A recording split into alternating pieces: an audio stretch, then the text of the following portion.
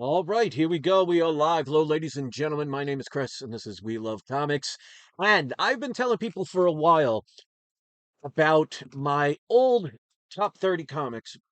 So I thought I would do a video where I would show the books from my top 30 at the time in 2017, and then show the updated version, because there's a couple of versions along the way, but I'm not going to show all those. You can check them out if you want to see how it's changed over the years to what I have as my top 30 today. And the reason I want to show this is to show that it took me almost 10 years to go from a collection that was okay and not bad to one that is getting up there and is something I'm very proud of. And I want to try and maybe inspire one or two of you out there to know that if you put in the effort, you take the time. You don't need thousands and thousands of dollars and $1 million business and millions of followers to end up having your collections in shaped in the way you want. As a song once said, and if you know who's the singer of this song, put it in the comment section. Called My Own Worst Enemy. That's how a lot of us are because we're so used to being so negative, telling always the glass is half empty kind of attitude that we start to believe that after a while. And I want to hopefully be a channel that helps inspire people to know that, you are limitless beyond what you can do in life. It just depends on if you're willing to do it or not. So the funny part is, I have to show pictures of all these books from 2017 because I think maybe I own two of them, and only two of the ones that were in my top 17 are still in my top 30 today. So 28 of the 30 have been replaced over basically, like I said, almost a 10-year period. So it does take time, and I give my secrets away. I'm not one of the gatekeepers in the comic book community that tries to keep you from succeeding so they can get all the revenue and all the comics and all the grails so they can make all the videos. I want you all to succeed. So we got Jeshua Perez in the house, collector's inventory, Ashton Humphrey, good to see you, and G.S. Brown says hello. Good to see you all. Thank you. If you want to critique the AI art, by all means, please do. We're waiting for a couple of more people. Let's give a shout out to my paid Patreon members.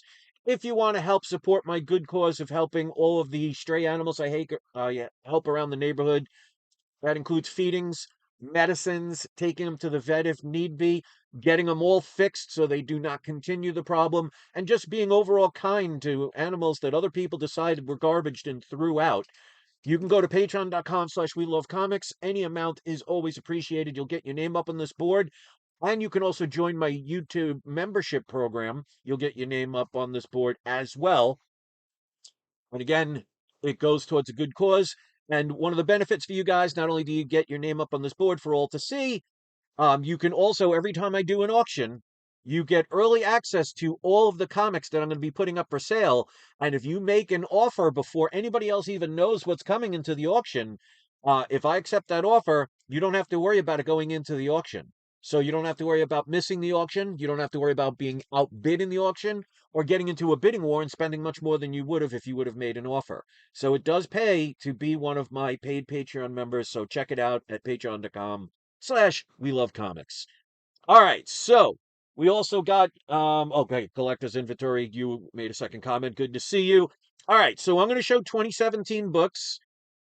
One book that I sold a couple years ago would probably still be in my top 30 today, but I don't have it anymore because I sold it, so that's irrelevant. So let me go on screen and I'm going to go over the books so you can see. And if you want to critique this, I just made this as a little kind of introduction. So here's number 30 from 2017. I had two of them. This is Darth Vader number 3. This is the 1 in 25 variant. Bought both of those raw, sent those into CGC even before I knew what pressings and dry cleanings were, and they both came back 9.8s. I had to go with the video I made, so sometimes the video didn't get the full grade showing. So I apologize that some of the pictures may not be top quality, but it is what it is. That's 2017 for you. So my number 30 is Darth Vader number 3, the 1 in 25 variant. Number 29 This is Amazing Spider-Man number 300. I bought this raw when it first came out. I went to New York Comic Con back in the early 90s. I don't remember the year. And I had Todd McFarlane sign this book. So I paid cover price for this book because I bought it raw and I bought it off the shelf. Now, I sent this in years ago to CBCS, again, before I even knew about pressings and dry cleaning. So I may crack this open one day, or I think I might have actually done that. I think I did. I think it came back a 9.2 or something like that. But this came back a CBCS 9.0, so that's number 29. Number 28 from 2017. This is a book I had until recently. This was one of the books in the trade that I made for two of the books you're going to see in this. And if you've been watching my channel for a while, you probably know what those are. But this was Secret Wars number 8. This was signed by the late great Stan Lee. As you can see, the yellow label, 9.8 with white pages. Um, you have to trade good books to get good books, so I missed that book, but I have another one of those. So, you know what? That's the good thing about getting multiple copies, and I tell people all the time, multiple copies help you when you need to sell or trade and still own the book. Number 27. This book signed by Andy Kubert. This is X-Men 266, the quote unquote first appearance of Gambit. We all know that's not really the case because the annual is technically it's not his cameo. He's in it several panels and he speaks in several panels and everybody knows who he is. So I don't know, but this is his first cover appearance, so I guess that's why that's more popular. This was a CGC 9.6. So that's number 27 of 2017. Number 26, Fantastic Four number 8. That is the first appearance of Puppet Master. I bought this one already graded, so who knows if a pressing and dry cleaning would ever help this book. I didn't think it was ever worth trying to take the chance on it. I mean, I don't think Puppet Master is coming to the MCU anytime soon, but still an early Fantastic Four appearance. I think I still own this book. Number 25. Bought this one also off the shelves, raw, New Mutants 98. This is a CGC 9.0. This one, again, I got this one sent to CGC back in 2017 before I ever heard of pressings and dry cleanings. So I may crack this one open one day and it might get a 9.2, 9.4. Might be worth the chance of seeing what grade you can get for that book. Number 24. I have so many of these book copies. I've been recommending these over the years. I was telling people since 2017, and if you've been following my channel since then, you could verify it in the comment section that I said Hulk 180 was one of the more undervalued Bronze Age books, in my opinion, and still to this day, absolutely worth getting. I know everybody loves 181, and I don't blame them. It is an iconic cover. It is the first full appearance of Wolverine. But without Hulk 180, there is no Hulk 181. So even though he's only on the last panel, and you do know his name because he screams out his name. That's pretty egotistical. Scream out your own name. This is absolutely a book worth getting. And at the time, the highest grade I owned was a CGC 6.0. Make sure if you ever get this book or 181, for example, make sure they have the Marvel value stamps in them. That is very important. Otherwise, you'll get a green label qualified. But again, I bought that one um, already graded. So did it ever have a pressing and dry cleaning? I don't know. Maybe one day I might crack it open if I still have it. I don't know if that's one of the books I sold. I think it probably is. Number 23 of 2017. This is the old PGX label. I actually sent this in as one of the first books, I think, or close to one of the first books I ever sent in anywhere to get graded. And you could tell by the old PGX label, which I am so glad they changed because, to be honest, I did not like this label, and I'm sure many people would agree. But this is Marvel Premiere number 15, first appearance of Iron Fist back in 2017. They were still talking about Iron Fist getting his own TV show. Little did we know how it would end up, but this was before that, so there was a lot of hype for this book. So definitely it was worth a lot more then and probably is now, but you never know. From what I understand, Iron Fist is coming back, so it could get a resurgence. But this was a PGX 7.5. And again, that's another book. Make sure you have the Marvel value stamp in it. 22. This was the closest book I had to a major first appearance. This is Journey into Mystery. This is number 84. This is the second appearance of Thor ever, and also the first appearance of Jane Foster, who we know around, I think, either 2017 or 2018, um, became the new Thor, which again made this book a lot more popular. This one, even though it's got the old PGX label 3.5, this is a book I bought um, already graded from somebody on eBay. I think I still own this book. Number 21. This is a book I sent in to get graded because this was, again, right before they were talking about, or just starting to talk about, the Inhumans getting their own TV show. Again, little did we know the horror shows that show was. But this was before it ever came out, so there was a lot of expectation and a lot of people looking for these books. This is Fantastic Four number 45. This is a book, one of the early books I sent in to PGX to get graded. It came back a 5.5. You could see the old label. Definitely not in my top 30 any longer. Probably not in many people's. Number 20. Again, this is the time before Endgame and Infinity War. This is Invincible Iron Man, first appearance of Thanos, the Brothers Grimm, and oop, what's his name from the Guardians of the Galaxy? Put it in the comment section if you know who this is, who that is. Drax, that's who it is. So a couple of major characters, especially with Thanos, but again, this was before those movies came out. This is basically when I think he had one cameo appearance when he looked majorly purple in the MCU in just an end credit scene. So there was a lot of hype for Thanos. This was a CBCS 5.0. This was a book I purchased already graded, so I don't know if it was ever pressed or dry cleaned. Is it worth cracking out someday? Who knows? Maybe Thanos will come back and they'll do a story about when he was younger. Guess what? Time will tell. Number 19. I don't remember if I sent this one in to get graded or I bought it. I believe I sent this in to get graded. This, of course, is Avengers 57, first appearance of the Vision, iconic cover. I remember buying not this particular copy, but a copy of this book back when it was just in the regular.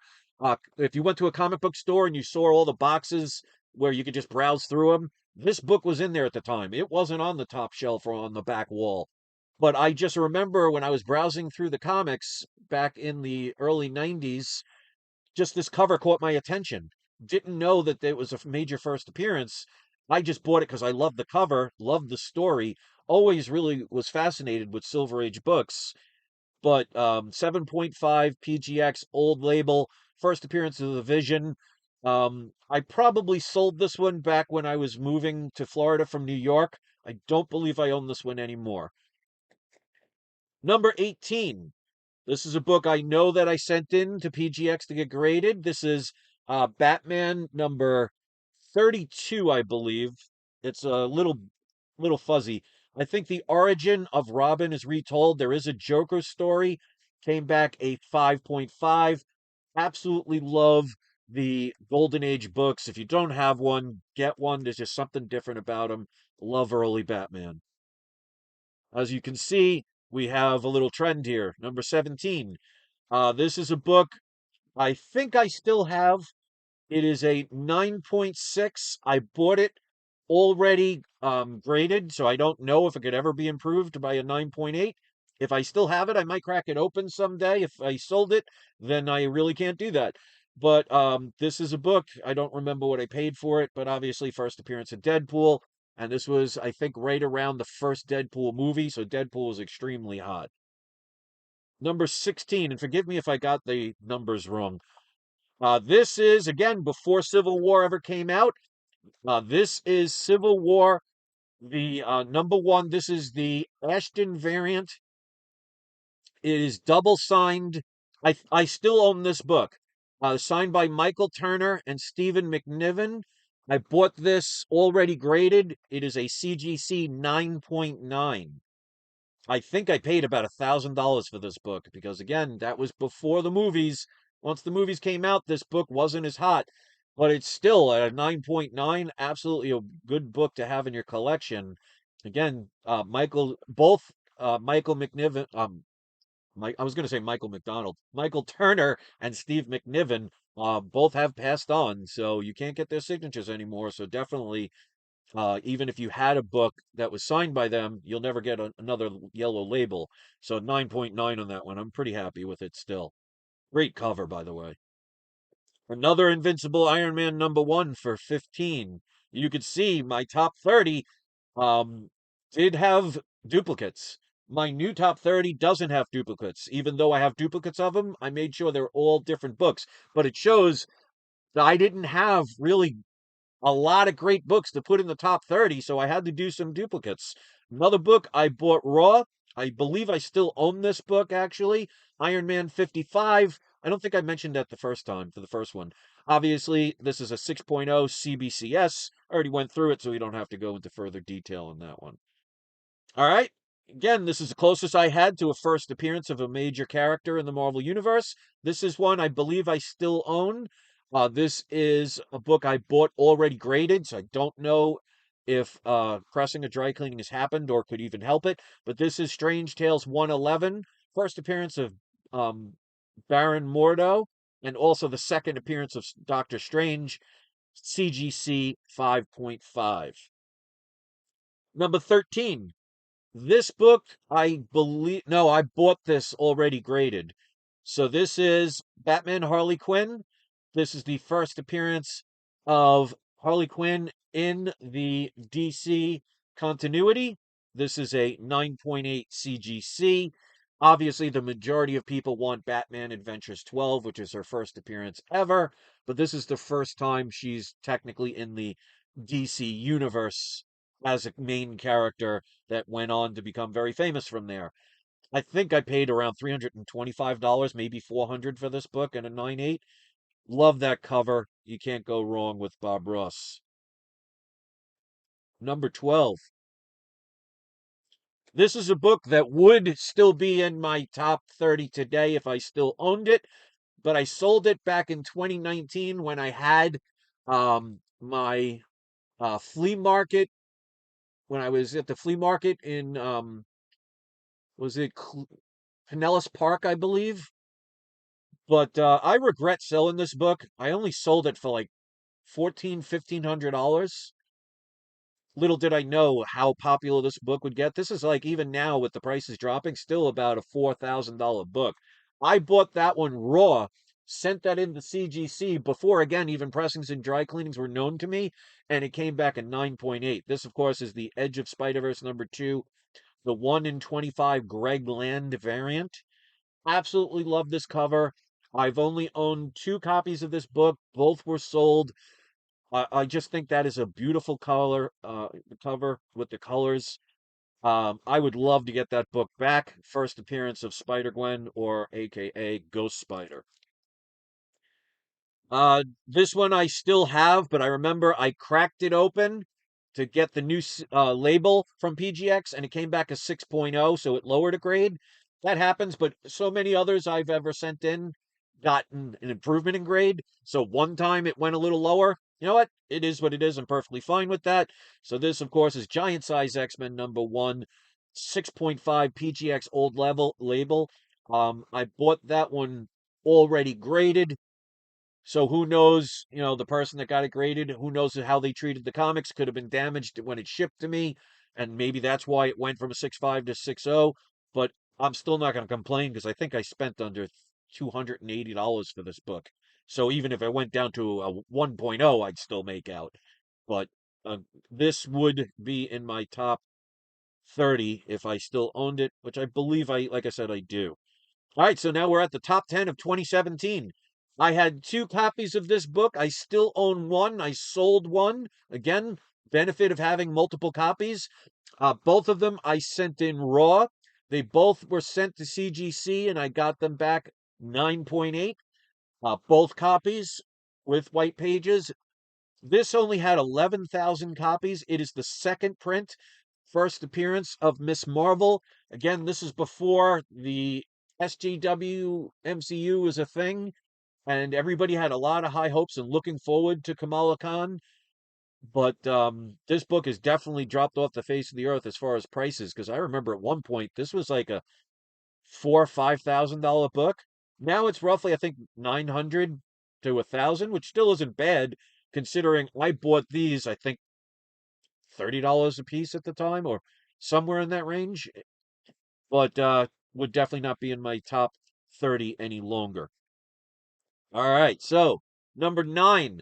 This is a book I had up until this year. This was one of the books I traded for two of the books you will see in my top 30 of 2026. Sorry for the glare on it. I had to take the best image by, still images of the video camera. So this is Amazing Spider-Man number 6, first appearance of the Lizard.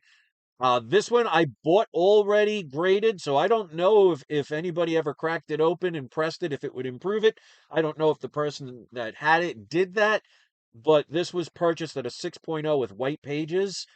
I was really happy to get that book, especially at that grade at the time. Like, you can't go wrong with basically almost the first 20 issues of Amazing Spider-Man. Number 8, speaking of the first appearance of Harley Quinn, this was a book I did not buy raw, but I remember, and how many of you remember eBay bucks? If you do, put it in the comment section. I ended up winning this book raw and paid about $32 for this book. Sent it in to CGC. Again, this was before I knew pressings and dry cleanings were a thing. I don't know if I ever cracked this open, but if I haven't, I know I still own it. If I haven't cracked it open, I definitely would give it a shot. But it came back a 9.4 with white pages. This is the first appearance of Harley Quinn, the book everybody wants. Number 7. I don't know if this would still be in my top 30 now, but it would be close to it. But this is a book I remember selling in New York to get here to Florida. I bought this one graded, and I think at the time I paid, I think, $300 for it. It was, of course, NYX number 3, I believe, first appearance of X10. Basically, her name is, I forget her name. It's been a while. She was in the Logan show. Uh, I'm having a brain fart, so if you want to say who it is, by all means, put it in the comment section. But this was a book, was already graded. Don't know if a pressing and dry cleaning would ever bring it a 9.9. I wouldn't take the chance, but I don't own it, so I don't have to worry. CGC 9.8. Number 6. Let's hope I didn't mess up the numbers. This was a book that somebody just bought from me recently. It was originally an 8.0, but I bought it off of eBay. This, of course, is Amazing Spider-Man number 129, first appearance of the Punisher. This book absolutely would be in my top 30 today, but I sold it and person's still making payments on it. But here's the thing. When I bought this already graded, I saw it had a lot of wrinkles and non-color breaking creases. So I knew that whoever graded this book either didn't know about pressings and dry cleanings, or just maybe not didn't have the money to do it, or just forgot, who knows? But I knew this book would be improved by a pressing and dry cleaning, sent it in to PGX, where they do really good, in my opinion, pressings and dry cleanings, came back at 9.0. So I was actually thinking it might come back at 9.2 or a 9.4, but I'm not going to complain when you're getting a full grade because, like I said, there were a lot of wrinkles on that book. So that's why I say all the time, if you see graded books on eBay, get close-ups of it because a lot of people either don't know, or if it's a major key expensive book, may not be able to afford a pressing and dry cleaning. And you could get book. And I have several books that you'll see in my top 30 of 2026 that improve dramatically with pressings and dry cleanings. So this would absolutely be in my top 30 today, but this will soon be somebody else's and no longer mine. This is a book, I think this was either one of a kind or only one other copy I've ever seen exist. So I don't know if they just took a copy of mine, like an image of it off of eBay. Now you'll say, all right, Batman 100. This is my number 5 book back in the days. Now, this book, it's going to be, unfortunately, you can't see it because it's blurry. Batman 100, I think, came out in, I think, 1959, so it's a Silver Age book. 7.0. I bought it graded by CGC, so I don't know if pressing or dry cleaning could have ever helped it, but I sold this book back in 2020 or 2021. This book had a double cover, and the actual inner cover was actually a lot nicer as far because they graded it. You can't see it on the label because it's blurry, but they also graded the inner cover as well, and it graded higher. So absolutely a either one of a kind or only two exist of this book, and now somebody is the proud owner of that book. Number four, this is the third time you've seen this book, but this one I believe I still own. This is New Mutants 98. This was signed by Stan Lee, the late great Stan Lee, 9.8. I got a really good deal on this. I don't remember the price. But I mean, if you want to watch the old videos, I always mention the prices. But I bought this at a good deal because right where it says 9.8, there was a little crack in the case. And I knew that when I bought it, but I was able to get it, I think, around $800, which especially in 2017, before or just as the Deadpool movie was coming out, that was a steal for this book. I think this book in a 9.8 with Stan Lee's signature still is around $1,500 to $2,000. But, there's going to be more Deadpool in the MCU, so he's going to continue to get hotter and hotter. Great book to have, especially with Stan Lee's signature on it. Walking Dead #1. I actually have the complete series from issue 1 through the end. This is a book I bought raw because I bought the entire set. At the time, it wasn't a complete set when I bought it. There was still probably about another year's worth of comics still coming out, maybe a year and a half. But I kept up with it and I have the complete run. But this was already graded. It was raw. I sent it into PGX. Again, this is one of the first books I ever sent anywhere to get graded. Came back at 9.4. This was signed by Tony Moore. Still own this in my collection. All right, so I did mess up the numbers. So this is actually #1. So that other one was #2. So somewhere along the line I messed up. So I apologize. But this was my #1 book. This was right. I bought this book right when I was having problems with people that I thought were my friends and betrayed me big time on a live show. I ended up getting so frustrated and so betrayed by these people who pretended to be my friends, just to use me for my auctions and getting subscribers. And they admitted it, but I deleted my channel, so there's no proof of it anymore. So it's all hearsay at this point. But people that were there know what happened, so I'm not going to get into it. But I ended up buying this after I cut down my channel.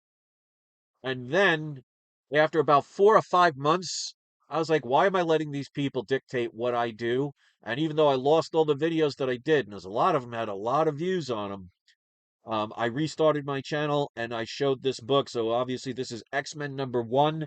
I still own this book. It is a 3.0.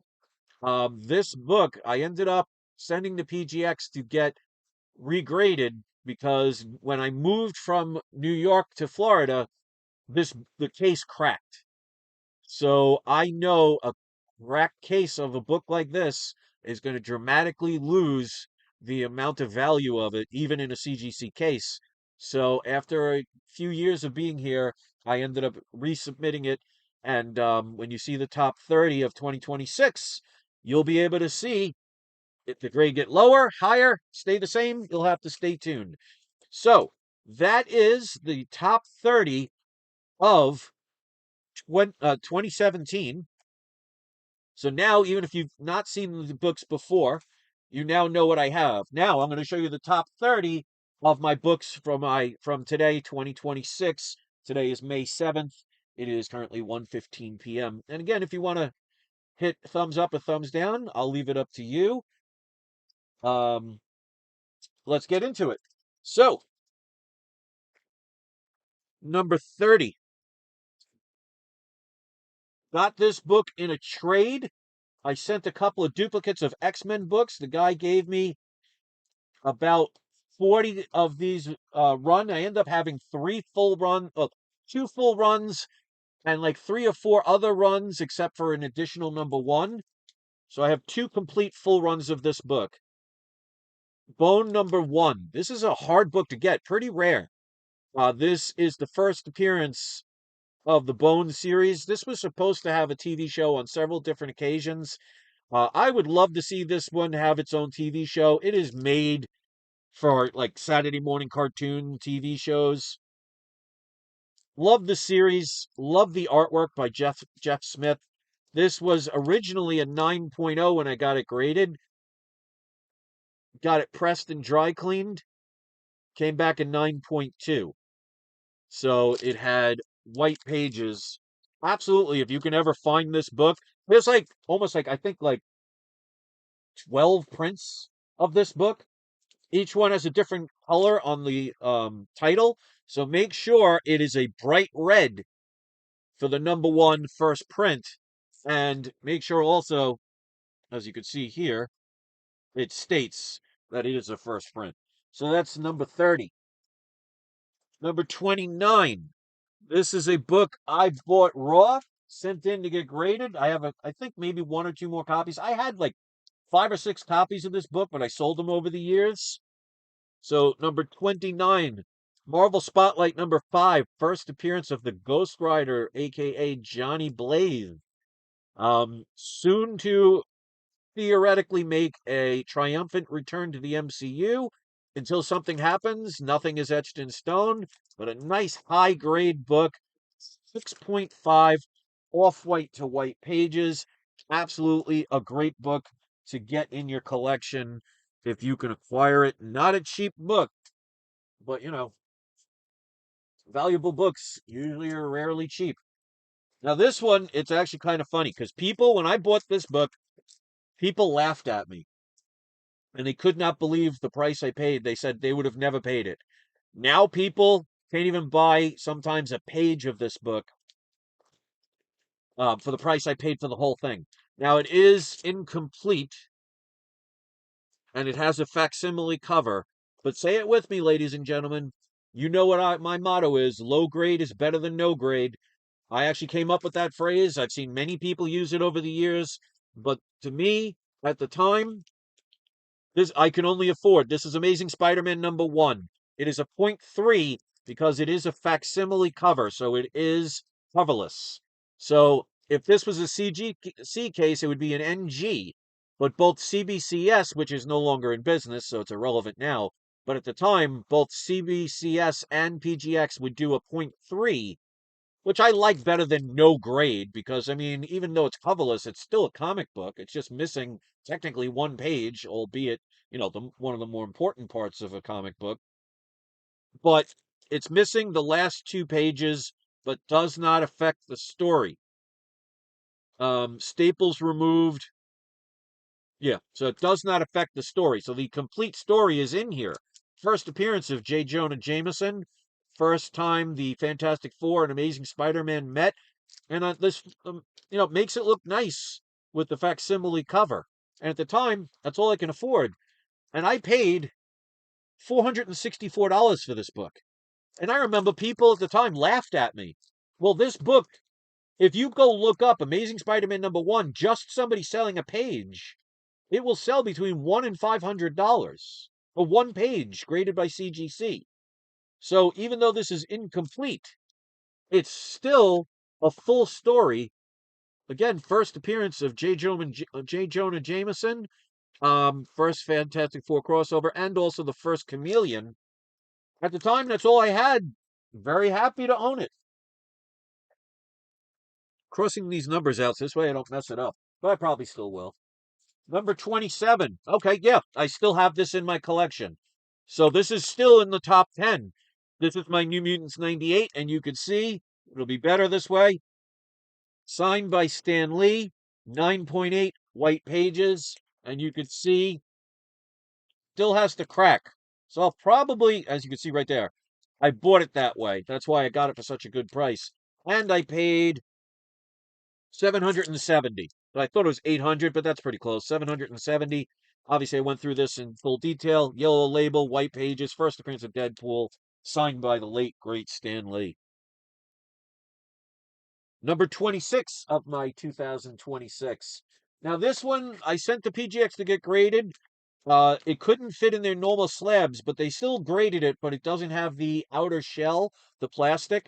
Came back restored, which I didn't know when I bought it, but it is what it is. This is a pretty major key book. This is World Finest Comics number 2. Now, before issue number 2, it was called World's Best. So it was only called World's Best for issue number 1, and then it's been World's Finest ever since. So this is technically the first appearance of the World Finest Comics. It is restored. It has moderate color touch.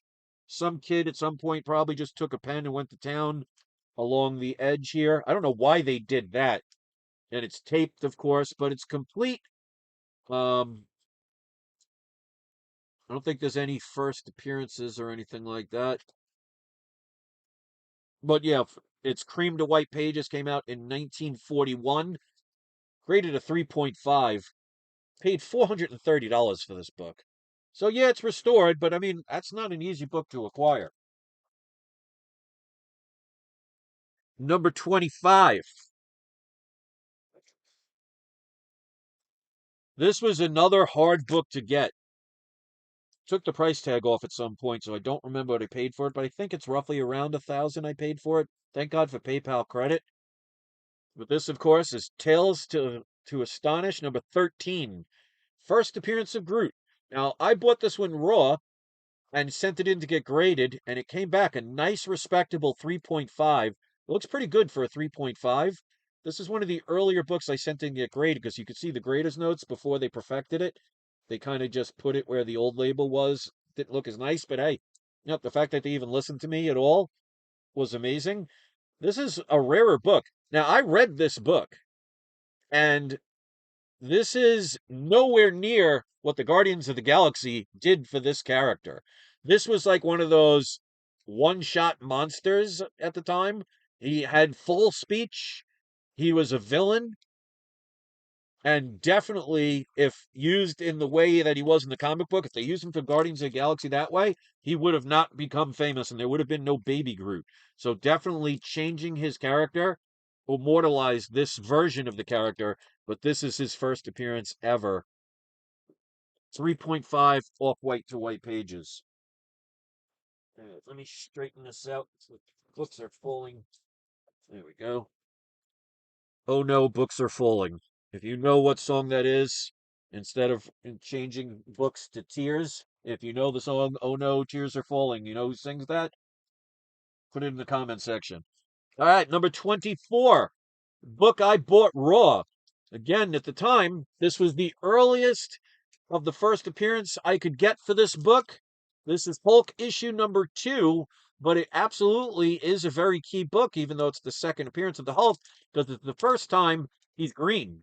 Because in the first issue, he is actually gray, which they later brought back in the early to mid 90s with Mr. Fix-It. But the reason they changed the color, Stanley basically said that the green just stands out more, and I think they said the gray just was harder to do with the inks they had at the time. I sent this in raw. The staples were replaced. Somebody did that at some point and replaced them with other staples. 3.5, still not bad. I don't have the price on this one because at one point I took off the price off white pages. But still, if you can get this book, first appearance of the Green Hulk, definitely worth getting and not cheap. Number 23. I have a couple of copies of this. This is my quote unquote best one. I had one that was much better, but I sold it back in New York. This was after I already did that first 2017 top 30. It was in between somewhere. But I sold a better copy to be able to move to Florida. So this isn't the best one, but it is what it is. It's Avengers number 1. Somebody cut out a lot of the characters, like the Hulk. So it still has most of the cover. You can see they also cut this out. So it's a low grade. It's only a 1.5. but it's complete, unrestored, and I paid a grand total of only $528 for this book. Again, people were laughing at me saying I paid $500 for this book that shredded. The fact at the time, this was probably one of the first books I owned that was a first appearance of characters. If not, well, actually, I think X-Men was. I'm talking about in the MCU time period, and I've always wanted Avengers #1. At the time, this was all I could afford, and the only thing that was available. And like I say all the time, low grade is better than no grade. I'm still to this day very happy to have this book.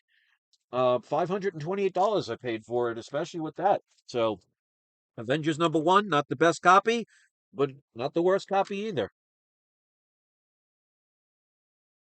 All right, next up, this is one I bought actually the beginning of this year.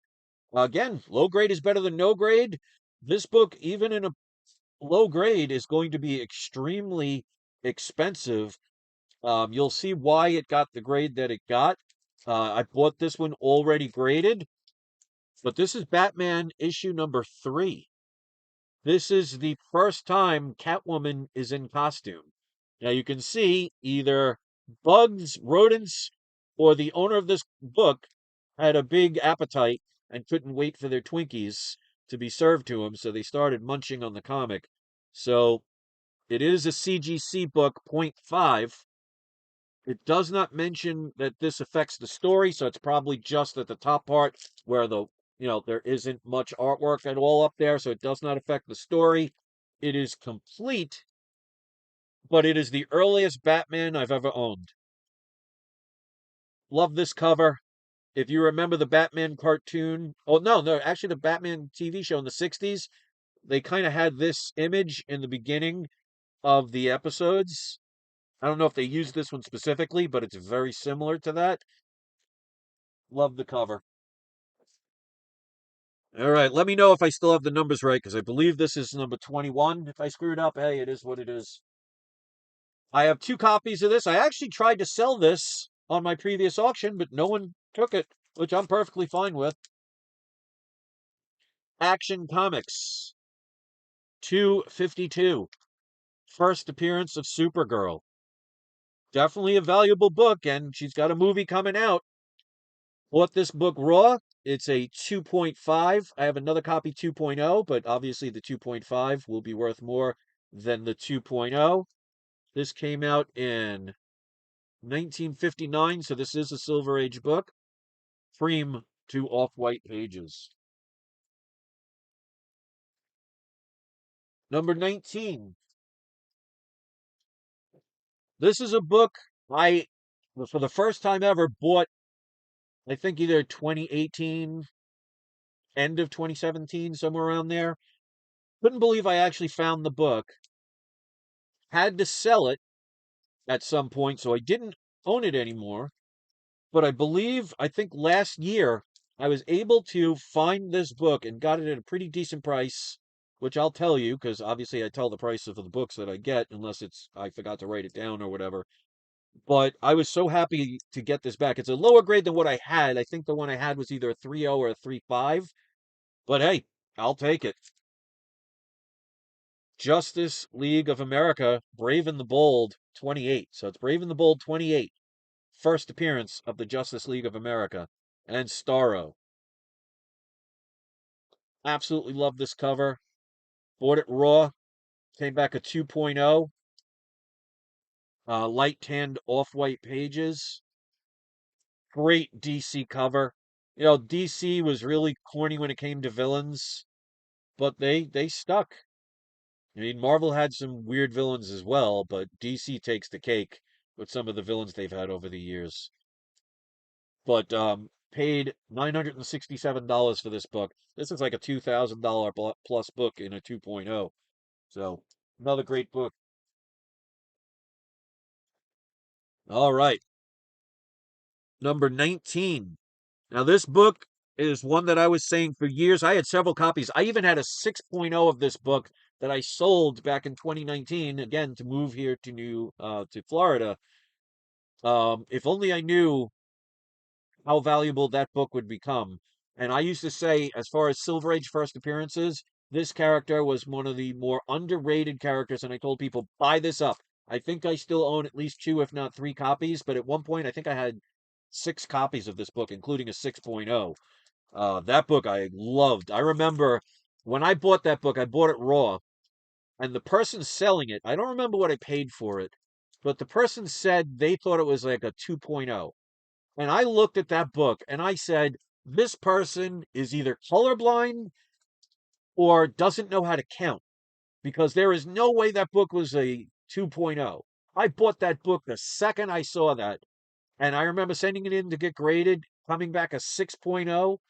I think I spent under $300 for the book at the time, somewhere around there. But I sold it, so I don't own that one. But that one would absolutely be in my top 30. But this one is a replacement, much lower, but still, I think the value of what this one is now is about what I sold and what the value was of the 6.0 at the time. But Daredevil number one. First appearance of Daredevil, which they just ended season two, which I thought was a little underwhelming. Let me know what you thought about it. I thought the Punisher would come back, to be perfectly honest, at least in the last episode, considering, he was in those jail cells and then escaped. And I think that was what, episode three, two or three. I thought they would have brought him back at least one more time, but they never did. So I was a little disappointed in that. The ending was okay. I just thought it would be better. It was almost a letdown considering how good season two was. I think the weakest one was the ending, but that's my opinion. I'd love to hear your opinion if you saw it. But you could see they cut out the Daredevil there. First appearance of Foggy Nelson, Carrion Page, and the first appearance of his yellow banana suit, where he only had a single D instead of a double D. So he was working out and over time was able to bring his single D to a double D. But 2.0, very happy with this book, off white to white pages. And remember, after issue 6, he gets his iconic red suit. But if you are one of the few, and I didn't, who watched the She-Hulk show, he did have the yellow suit. But I saw that only because of clips they put on YouTube. I didn't even want to even think about watching that show. Don't have the price on this one. All right, next up, number 18. So they get better as they go. Okay, this is the one I was talking about that I got. I believe this year, I think in January. I could not believe the price I won this at. This wasn't a buy it now. This was an auction. And again, thank God for PayPal credit. So we got Secret Wars number 8. This is a newsstand variant. It is a Mike Zeck signature with an original, very nicely detailed Mike Zeck sketch, which is almost about half the size of his original drawing. CBCS yellow label, which at the time meant this was Witness, but it does say witnessed signature right there, even though it's too blurry. 9.8 white pages, newsstand variant. I won this for $738. This is about a $3,000 book before the Secret Wars movie ever even gets made. I mean, I could not believe that no one saw the value in this book. I mean, I've actually gone and gotten Michael Zeck back in the 90s to sign books. So I know his signature. He has a great signature. So I knew when I bought it that was authentic. But I've never had a sketch from him like that. And that's a great, I mean, he did the outlining, the shadows, the lighting, the Spidey sense. That to me is an amazing cover. I actually tried to sell this at one point in one of my auctions. I was blown away that nobody wanted that book. But in a way, I'm actually glad because when they start filming Secret Wars and start doing trailers for it, that book's a $4,000 book easily, in my opinion. All right, number 17. Now, you saw this is the only one where I have duplicates, but this one is actually complete. It is not coverless. So this is Amazing Spider-Man number 1. Now look at this. Amazing Spider-Man number 1 is only number 17 of my top 30. So right around the middle. Now you can see I bought this one already graded. It is a 0.5 by CGC, but it is complete It is unrestored, nothing missing. This is the actual cover. The reason for this is back in the days, um, back in the Golden Age area, if they wanted credit for a book that wasn't sold, they used to have to rip the whole front cover and send it in. Then at one point they just said just rip the top part. That's why if you see books like this where basically the top one third has been torn off and you always wondered why, because I'm sure many people have seen that and maybe not have known, it's because they had to return that to get credit for it. But point five, I paid, and even at a point five, go look up how expensive this book is. I mean, again, issue number one for Spider-Man, first appearance of J. Jonah Jameson, first meeting of Spider-Man and the Fantastic Four, which we have not yet seen in the MCU, but I'm sure we'll see it in Secret Wars, and also first appearance of Chameleon. I paid $2,683. That is not a steal, but that's a pretty darn good price for that book. Go look it up, trust me. Number 16. This is a book I bought raw. This was, I believe, a buy it now. Again, thank goodness for PayPal credit. And I tell people all the time, if you can find deals, use PayPal credit, sell those books for profit, pay off the PayPal credit, use the profits to buy another book. I mean, you will continuously be able to upgrade your books without spending your own money. That's why I do the auctions. That's how my books got better over the years, and that's why I'm doing this video to show you. But I love this book. I think this was somebody, I think I talked to him and they gave me this deal. Complete. This is Sensation Comics, issue number 2, 1.0, but still, go look up even a coverless version of this book. This is the third appearance ever of Wonder Woman, and only her second cover appearance. Because remember, All Star Comics 8, she's not on the cover. Her first cover appearance is Sensation Comics number 1. Little out of my pay grade, but who knows? Maybe I'll be able to get a trade for it. Even in a low grade, I'll be very happy. But it's complete, blue label. Cover looks pretty darn good for a 1.0. The cover is split and detached. That's why it's such a low grade. But a couple of notes. This is actually a rare book. There are only 45 of these on the CGC census and only 38 with a blue label. So that's a pretty rare book. And especially if you love Golden Age and Wonder Woman, great book, 1.0. Paid $2,138.93. Third Wonder Woman ever. I'd love to someday get All Star Comics number 8, but that book, even in a point five, is probably 12, 13, 15 grand.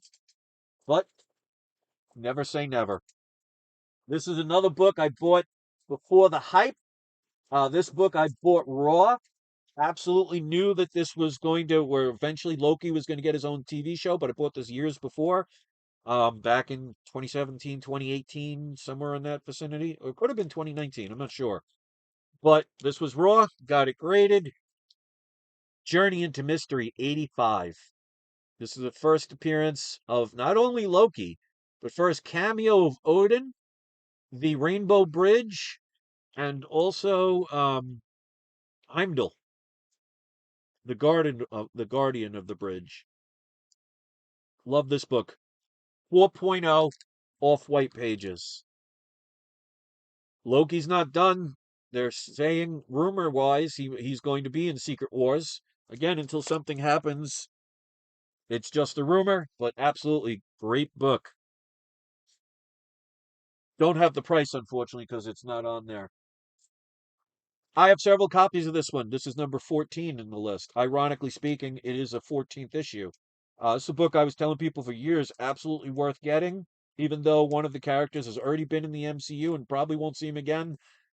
That only uplifted this. This is arguably, probably, this hero's second, if not first, most recognizable villain in the MCU. Amazing Spider-Man number 14, nice mid-grade 5.5. Does have a married wrap folio. The first wrap is married, but this book looks really nice. This, of course, is the first appearance of the Green Goblin, first meeting between the Hulk and Amazing Spider-Man, first and only time that the Green Goblin was riding his magic vacuum cleaner. Because remember, Amazing Spider-Man 17, his next appearance, he had the glider. Don't have the price for this one, unfortunately. Number 13, so we're not even in the top 10 yet.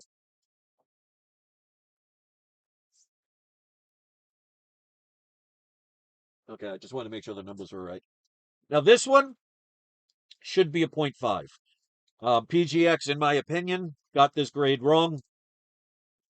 I just haven't resubmitted it because if I ever do sell it, I'll just sell it as a 0.5, even though it shows a 1.0. It's missing parts of all pages. It does affect the story. There was a very hungry person or bug that got to this book, but it's not restored. I mean, unless you think bug chew or rodent chew is restoration, but only one I could afford. Not easy book to acquire. Incredible Hulk #1. First appearance of the Hulk. You can see somebody went to town on this book. But first appearance of the Hulk. Low grade is better than no grade. I paid $2,330 for this book. Still happy with it, even in this condition. And I am the first to say that PGX got this wrong with the grade. I just never resubmitted it because, like I said, if I ever sell it, I'll just sell it as a 0.5. Number 12. Sorry about this. I don't have a coke habit. I just have one mustache hair that's kind of curled up. So, more than you needed to know. Number 12. This is a book I bought this year. I actually owned this book, but I sold it around 2019, 2020, somewhere around there. At the time, it was the earliest issue of this book I ever had. The one I had probably, because I sold it raw, would have probably been a 0.5 at best. This one's definitely an upgrade. Not a major one, but still an upgrade. Batman #5. Now, the reason Batman #5 is before Batman #3 in the list is this one is a CGC 4.0. The Batman #3 is a 0.5. This is the first mention of the first real Batmobile, where it actually had a Batman insignia on the front. Because in Detective Comics 27, he did have a Batmobile, but it was just a regular car. So this one is the first time there is an actual Batmobile. And also, whether this was done on purpose or a mistake, it's the only time he didn't have his Bat insignia on his chest. So maybe this already went to print before they realized the mistake. I don't know. But I'll tell you, only I think the first 17 issues or so has this big version of Batman. After that, they shrink it down. I actually really like the bigger Batman logo. There's something about it really stands out. I'd love to hear your opinion on it. But this is a great book. I bought this raw. I don't know if I'll ever get this one taken out to be graded again. I don't know if a pressing and dry cleaning could help it. Might not be worth the risk on this one. But I paid $2,805 for this book. Glad to get that one back because another one I didn't think I'd ever get back again. But just shows that just because you don't think something happens doesn't mean it won't. This is a book I bought 2018-ish. I bought this raw. I could not believe the price I got this for. This is an iconic cover, an iconic artist. It is a Golden Age book, low grade but complete. Has some glue along the spine, but I'll tell you, of all the restoration, the one I have the least problem with is glue along the spine, because especially if you're getting a book graded and it's encapsulated, you're never going to see it anyway. And to me, I mean, they don't have tape as a restoration, so I never really understood why glue would be considered restoration and tape wasn't. It is what it is. You know, there are people that make that decision. I'm not one of them. This is the second ever story by Stan Lee, ever. Because there's a Stan Lee story in here. Submariner issue #2. Bought this raw, complete, unrestored. It is a lower grade, but hey, for a book This came out in 1941. Creamed off-white pages, too. Not bad for a book that old. 1.5, but it is complete. But like I said, it does have glue along the spine, but I don't care. This is a Mark Schrumberg cover.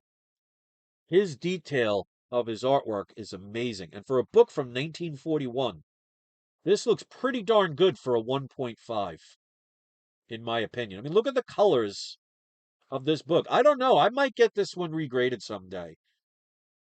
I think this should at least be a 2.0 to 2.5. There is a 2-inch spine split, but I mean, I'd have to look up and see. But even still, I paid under $1,000 for this book. $979. You can find Submariner Golden Age comics in the teens selling for that price. So to get issue number 2 for under $1,000 blows my mind. I couldn't believe that.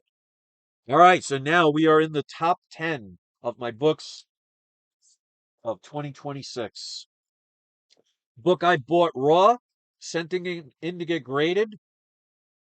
Oh, no, no, no. I didn't buy this one raw. I actually bought it already graded, and I resubmitted it because I saw that it had creases along the spine that did not break color, and I knew it would increase the grade. It only increased it 0.5, but hey, a 0.5 increase is better than it staying what the grade was.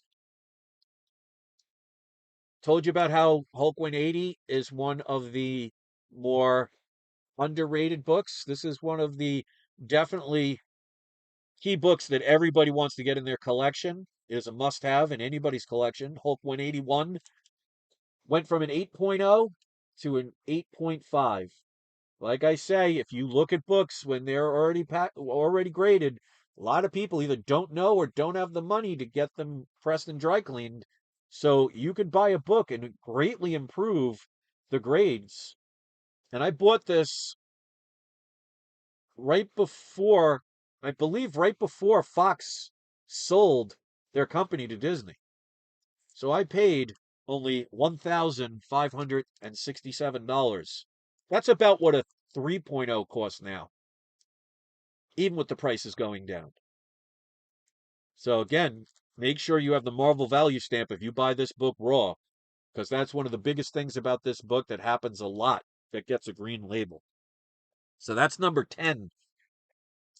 Number 9. I showed this book in the original top 30, but it was a lower grade. I got this one for a steal. Giant Size X-Men issue number 1. This book I actually thought was going to come back higher than it did, but this is a respectable 7.5 with white pages. First appearance of Colossus, Nightcrawler, Storm, and Thunderbird, who dies in issue 95 of the X-Men regular series, and second full appearance of Wolverine. I bought this book raw, and again, I remember the person saying that they thought this was a much lower grade, and I'm like, some of these people on eBay do not know how to grade books or shouldn't even bother telling their opinion. But what advantage that was for me is probably somebody saw that grade and didn't want to touch it. I knew this book was not going to be a lower grade. I actually thought this would be an 8 or a 9, but I'm still happy with a 7.5. I paid $215 all in, including eBay. I don't think there were eBay taxes at the time, but including shipping and handling for a 7.5. You can't even get a coverless copy for even half that, or double that, I mean. Number 8. This is a coverless copy, technically, and I'll explain. It's a book I actually never thought I would own. Low grade, better than no grade. Now, here's the thing. I'm going to show the book first. Showcase number 4. First Silver Age Flash, first Barry Allen. Basically, the reason for the Silver Age. This is the first book that was considered going from the Golden Age to the Silver Age. This is 1956. Now, the person selling this book put it as a listing as coverless. Now, if you understand terminology, and this is why I tell people research and knowledge does matter because no one else touched this book. I was the only one. This was not a buy it now. This was a bid. Nobody else bid on this book. And this is why. Because of the fact that the person that sold it thought that coverless meant that because it didn't have the front cover, it was coverless. This is the original back cover, still attached completely. Look how gorgeous. Now, remember when I said earlier with the Amazing Spider-Man #1, how they ripped the top third? Back in the days of this book, they had to rip the whole front cover off, send it in to get credit for any unsold books. That is most likely what happened with this book. Because, I mean, just imagine if the back of this book, which is the original, looks that good. Just imagine if this book still had the front cover. But this is not a coverless book. The front cover is missing, and I put a facsimile cover, but it's not coverless. Coverless means the front and the back. In other words, the complete cover is gone. So because the seller did not know the correct terminology and they put that this was a coverless book, that is why everybody else did not see what I saw because I even asked them, is that the original back cover? As to which the person replied, yes. So this is not a coverless book. That is why it did not get an NG grade or a .3 because it still has the back cover. So if you have either the front cover or the back cover, it is a .5 automatically, but it is complete and it is not coverless. So I was able to acquire this book, again, thank goodness for PayPal credit, $3,226.05 for a complete, unrestored, not coverless copy of Showcase #4. And that was #8 of my top 10. #7. This is a book I was telling people to get for years. I had 2 other copies. I sold them. I bought this book raw when nobody else was buying it, when everybody said I was crazy. Everybody said this character was never going to amount to anything. If you don't believe me, go back to 2017 when I was showing books like this and telling people to buy this book. And if you've been watching me for years, you probably know which one I'm about to talk about. Read the comment sections. People said, oh, this character is a one and done character. It'll last a year and it'll fade away. I left all the comments there for people to read. I ended up being right because I saw in this character what pretty much no one else saw. I bought this raw. This is Ultimate Fallout 4. This is the 1 in 25 variant. Absolutely love this cover. This, in my opinion, is by far the best Miles Morales cover there is. Now, anybody else want to pick one that's better? By all means. Art is subjective, but I'm sure many people will agree this is an amazing cover. This was signed by Sarah Pichelli, which PGX does in-house pressings and dry cleanings and signature verification. It is a 9.8 with white pages. And they did verify it is signed by Sarah Pichelli, that for some reason thought signing it on his inner crotch would be appropriate.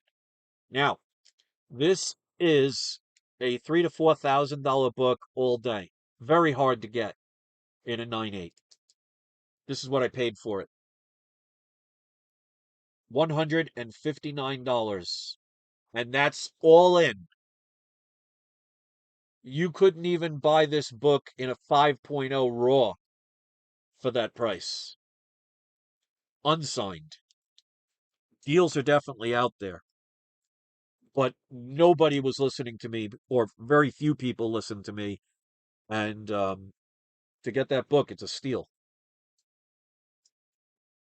All right, #6. We're close to the top 5. This is where we get into the big boys. I got this, I think, last year. This book was a CBCS 2.5. When I got it, I knew that a pressing and dry cleaning would improve this book. Because again, If you notice, and you can always hold books by the light, hold them on an angle, and you can see wrinkles if they have them. Non-color breaking wrinkles can easily, most of the time, depending, because if they're water damaged, they might not, but you can at least flatten them out. But if there's wrinkles in the cover, you absolutely should be pressing and dry cleaning your books. So it only came back a zero point 0.5 grade higher, but it came back higher. It didn't cost me anything extra to do it. I recommend to people all the time, get your books pressed and dry cleaned. So we got Journey into Mystery 83, first appearance of Thor 3.0. Now, here was the thing that people thought it could have been the UK variant, because for whatever reason, whether it was an accident or on purpose, it looked like some kind of nail polish or something, or some kind of sticker they placed over here. And many people said, oh, this is the golden reprint, the golden record reprint, because it looks exactly the same, but it's not. One thing would be there would be no a different price here. Or some people were also saying it could have been the European, I think the European version. But I can also show you how it's not that either, because this would have been, I think, 10p for 10 pence if this was the European version. So some people thought, oh, somebody either purposely or accidentally covered this. Most people, they love conspiracies. They thought somebody did this so you couldn't tell, but you could still tell, and I'll show you how. Right here proves that this is the US version. How? How? Because you see the 83? If this would have been the European version, there wouldn't have been the August. It would have just had number 83, and underneath it would just be blank. So if you have Journey into Mystery 83, if you're looking to buy this, and you see somebody that either didn't know or they're trying to scam you, if you look just like this, it might look like the real thing. If it does not have the month of August, it is not the US version. And the reason they did that is when they shipped this overseas, they didn't know when it was going to arrive. So they did not write a month, they just left it blank. So even though the 12 cent here was covered and you couldn't tell by the price, you could tell by the number. And with the golden reprint, it does not have the price. So I don't know. I think it has 83. I don't know if it has the month on the golden record reprint, but the golden record reprint does not have the price at all. So if you don't see the price here, you know that's a golden record reprint. If you see, if somebody tries to be tricky, or this is ripped out, where you can't see this and you can't tell if it's the 10 pence version, which is the European version, or the US version, just come here, look at the 83. If it has August underneath it, you got yourself the US version. All right, we are now at the top 5. And for anybody that's watched the whole thing so far, if you want to hit the like button, that's great, but put it in the comment section that you've seen the whole video. Tell us that you're one of the We Love Comics power viewers. Means you watch videos from beginning to end, even if you have to break it into several videos, because you guys know me, I love to ramble. So, oops, my top 5, my number 5 was my number 1 from 2017. So this moved from my number 1 spot, which I honestly thought would stay forever my number 1, to now the number 5.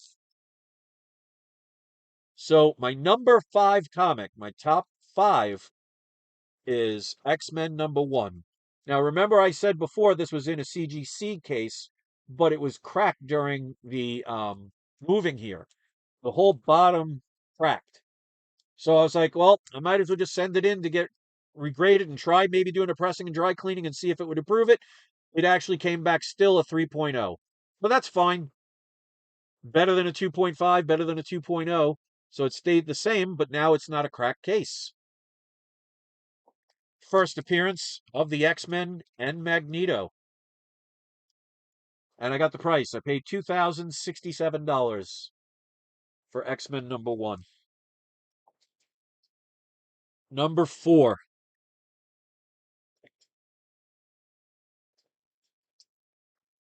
Bought this around 2019.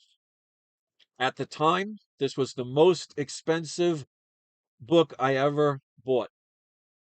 Again, thank God for PayPal credit. No, I didn't actually pay PayPal credit on this one. Or maybe I did and I paid it off in 6 months. Because I remember this is when I was selling a lot of gift certificates at my massage place because I was a massage therapist and owned my own massage therapy business. And I remember somebody bought a big package of, because I used to do deals where it was 50% off if you bought 40 and prepaid them. And I would give 50% off of the price. And I think even with the 50% discount, it came out to roughly around $5,000 or so. So I wanted to buy myself something special. And that I did. Fantastic Four, number one. It is a 2.5. It is signed by Stan Lee, but on the first page.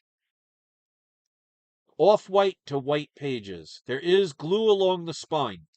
But again, if I'm going to get restoration, I personally do not have a problem with glue along the spine. Because the worst one is trimming. Because, glue can be removed, which I might do someday. I don't know. Color touch could potentially be removed. Pieces can be added, but once you trim something, that's going forever. I paid $5,000 for this book. At the time, it was the most expensive book I ever owned. 2.5, signed by the late great Stan Lee. And that's it. That's number 4 in my top 5. Now, obviously, if you've just been new to my channel just this year, you'll probably know these 3 because these 3 I got this year. This book, when I bought it, it was a 3.5 CBCS grade. And if people saw the video when I went to go get this sent in, I think actually I might have gotten this last year. Yeah, I think the end of last year. But there were so many wrinkles on this book. Like the entire front cover, when you put it on an angle and looked at it in the reflection, it was a wrinkled mess. And I absolutely knew this book was going to be improved, and improved it was. And again, buying graded comics. Now, this I couldn't tell when I bought it on eBay. I had to look at the reflection on an angle. If you have a key book that you bought already graded, put the slab on an angle and look in the light. And if you see wrinkles that are non-color breaking creases, crack that baby open and get it resubmitted to be pressed and dry cleaned. I don't care who you send it to. You send it to PGX, use it if you send 10 or more the first time, use the code We Love Comics Free Press, they'll press it to you for you for free. Sent this in. Interesting story. For the first time ever, when I send my 4 books every month to PGX to get graded, I usually just send them regular mail. This one I wanted fast tracked, and Daniel Patterson, the owner of PGX, was kind enough to do the fast track for me. So I wanted to get it there and back fast. So I sent it, I went to the post office and said, I want to pay overnight shipping. So it cost me almost $100 to have this book sent overnight, overnight guaranteed. Well, what happened? They lost it for 4 days. They had no idea where it went. Because what they don't tell you is when you go to the post office and they send anything overnight express, they don't mail it. They put it on a private, not a private plane, but a commercial airline that's going to the place that you're going to. I don't know what one, but like American Airlines or something. So they don't use like a U.S. Postal Service's plane to fly it overnight. They send it on a commercial airline.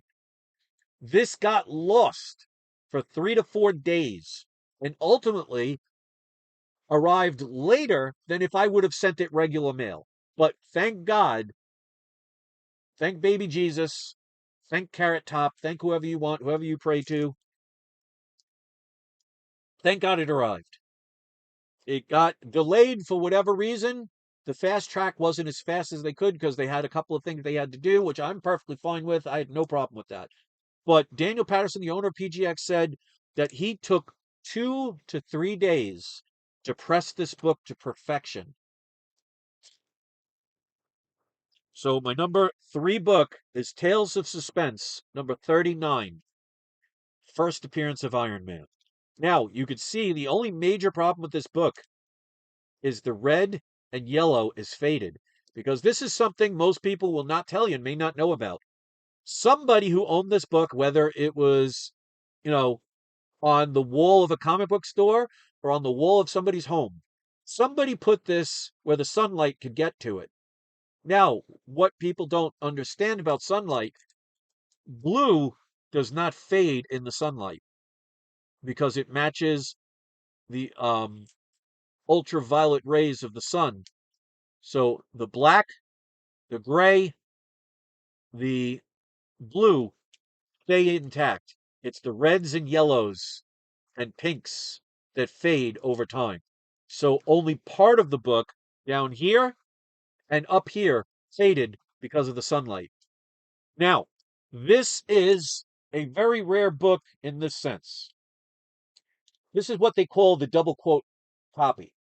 Now, the reason that's called the double quote copy is most of these books were cut wrong. They're not trimmed. They were just cut wrong in the factory.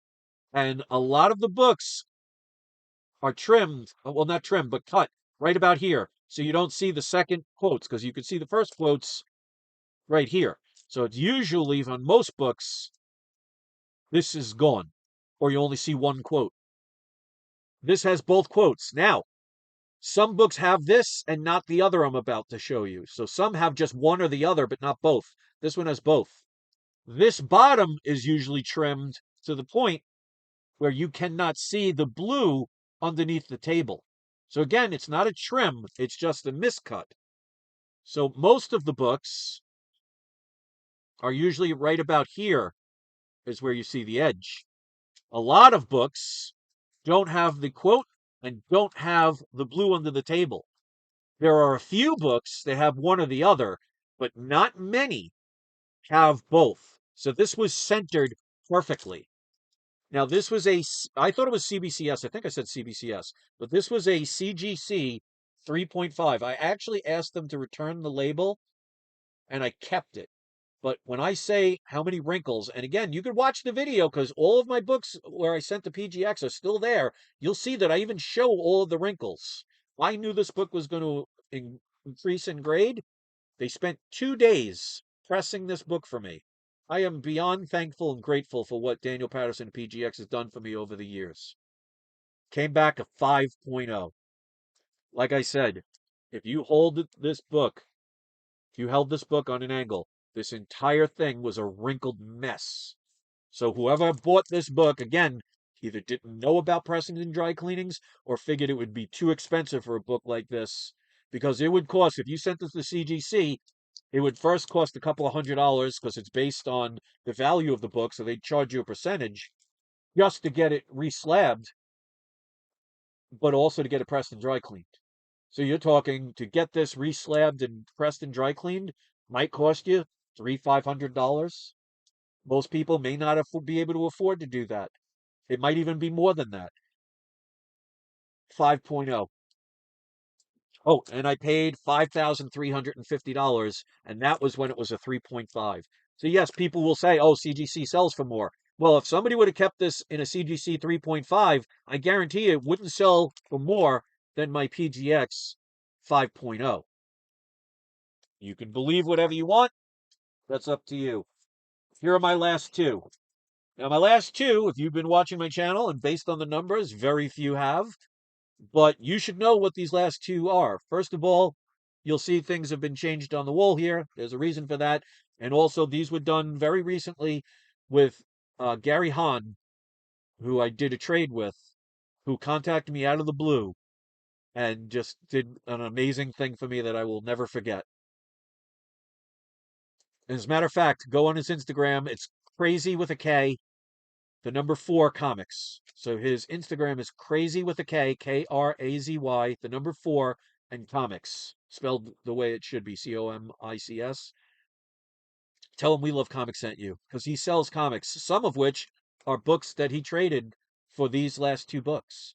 So there might be ones that you might be interested in from the We Love Comics collection that he's currently selling. And he's probably selling a lot more. So tell him We Love Comics sent you. Well, my number 2 book would have been any other time my number 1 book. But I'm still happy with this. Wonder Woman, issue number 1. This is not the first appearance of Wonder Woman, not a first cover appearance or anything like that, but still Wonder Woman #1. It is a CBCS 1.0, complete and unrestored. Now, the cover is completely split and detached. That's why it's a 1.0, but I don't care. A 0.5 of this book sells between 8 and 10,000. Now, because I did a trade, I have to base it on what I paid for the books in the trade, not what the values were, because the values of the books that he traded for this are worth a lot more than what I paid. But this is why I tell people how you can upgrade your books without spending a lot of money if you know what you're doing, if you're able to take the time. And that's why the majority of the books that you saw in the beginning in 2017 are no longer here, because I sold a lot of them to upgrade slowly but surely over the years to the collection I have now. So in trade value, what I paid for the books he traded for this book, which is what I technically would have paid for this book, is $3,652.48 for Wonder Woman #1. Good luck finding a coverless copy of this book. I think if you look on eBay right now, I think there's a coverless copy of this book. I think it's 7,000. And this is also from the Southern Belle collection. So a little bit more. Now, I've never heard of the Southern Belle collection, but obviously that's got to be a thing if they specifically talk about that. Wonder if they'd ever do a We Love Comics collection at one point, if somebody bought my entire collection. I think you have to have a lot of high grade books, but then again, this is only 1.0. But like I said, complete unrestored. That is my #2 book. You pretty much know what the #1 is if you've been watching my channel recently. For years, I was telling people I will own this book. Never knew how, never knew when. I just knew that one day I will own this book. And again, thanks to Gary Hahn, he helped make a dream come true without me even looking for it. He approached me through an email, and I luckily had enough books, or I had duplicates of books, and over the years building up to be able to trade for this book because he picked 20 books of mine to acquire this book. This is the whole reason why I'm even doing this video, just to show that I didn't have millions of dollars in the bank account where I could just buy any books I want. I am like probably most of you that watch my channel, we're financially struggling. But you can see how I went from 2017, where I just spent with the money I had and what I could afford, to what I could sell off over the years, build up over the years, finding deals, doing things like the pressings, upgrading the comics, which make them more valuable. I was able to acquire this. It's restored, but I knew it when I bought it. I don't care.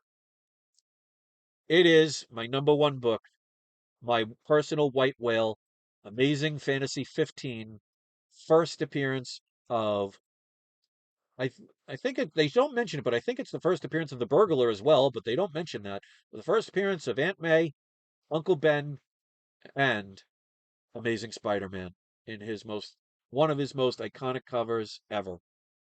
And this is a 4.0 with off-white pages. And even though it's restored, it has minor restoration, which means the majority of this book is intact and genuine. There it says restoration minor. There's minor color touch, which to this day I don't know where the color touch is, and some pieces added to the cover, and that's it. A 0.5 of this book sells for about $8,000 to $10,000. With the trades that I traded for, again, the value of those books now are worth a lot more than what I paid for them. But again, because I keep finding deals using PayPal credit, using my method that I teach people to be able to slowly build up over time, the trade value of what I paid for all 20 of those books, and I included the $125 it cost me to ship those books to him. This is what I paid for Amazing Fantasy 15 complete. $6,923. Now, I don't have that kind of money in cash, but because over the years I was slowly upgrading my books and finding deals, I was able to acquire what is probably around at least a $20,000 book, even restored, for under $7,000. That is how you do it, ladies and gentlemen. So the last three will go back up where they belong. But I want to thank each and every one of you for watching. And I really hope that this inspires people to understand that if you have knowledge, if you have time, if you don't give up, if you utilize the system correctly, you can achieve your goals in ways you could never imagine. Because trust me, the 2017 version of what I thought was my top 30 comics, remember, like three or four of them were like two or three copies of each one just to get top 30. I thought that was probably, especially the X-Men #1, I thought that was probably going to be the best comic I was ever going to get.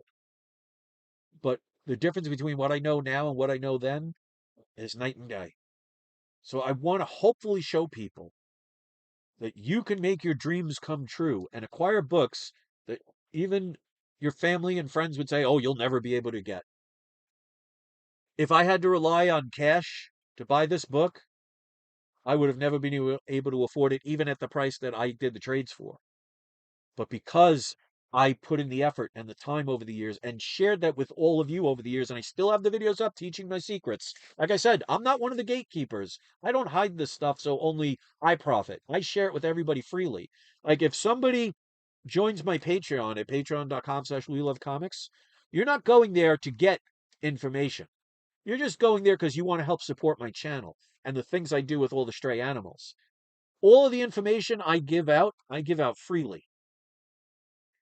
So I'm going to read some of the comments, and I appreciate the very few people that were here to comment. If you want to thumb it up or thumb it down, you can. If you want to critique the AI art, positive or negative, by all means, please do. But let's read all the comments that people wrote, and I appreciate each and every one of you.